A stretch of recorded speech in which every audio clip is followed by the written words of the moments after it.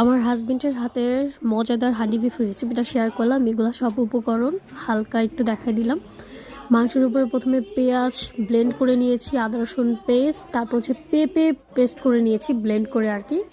তারপরে দিয়ে দিলাম টক দই পরিমাণ মতো, সব কিছুই পরিমাণ মতো দেবেন। গরম মশলা মেথি দিয়ে দিচ্ছি অল্প কিছু, যেটা মাংসকে দ্রুত হচ্ছে নরম করে দেয়। গোলমরিচ গুঁড়া, জিরা গুঁড়া, তারপর দিয়ে দিলাম এলাচ প্লাস কয়েকটা মশলা গুঁড়া, তারপর শুকনো মরিচ, রসুন, দেশি রসুনটা দিয়েছি, মরিচ, হলুদ গুঁড়া, আর এটা হচ্ছে কাশ্মীরি চিলি, যেটা হচ্ছে মূলত কালারের জন্য সবাই ইউজ করে। পরিমাণ মতো লবণ, টমেটো সস, তারপর দিলাম সয়া সস।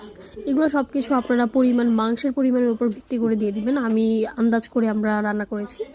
সরিষার তেল দিয়ে দিলাম পরিমাণ মতো, কাঁচা মরিচ, ধনিয়া পাতা। আরেকটা কথা, আমি কিন্তু এখানে দেশি রসুন ইউজ করেছি, বড় রসুন ইউজ করিনি, আপনারা চাইলে ইউজ করতে পারেন। মেরিনেট করে এগুলা 1 থেকে 2 ঘন্টা বা সারা রাত রেখে দিতে পারেন, এটার জন্য টেস্ট খুব ভালো আসে।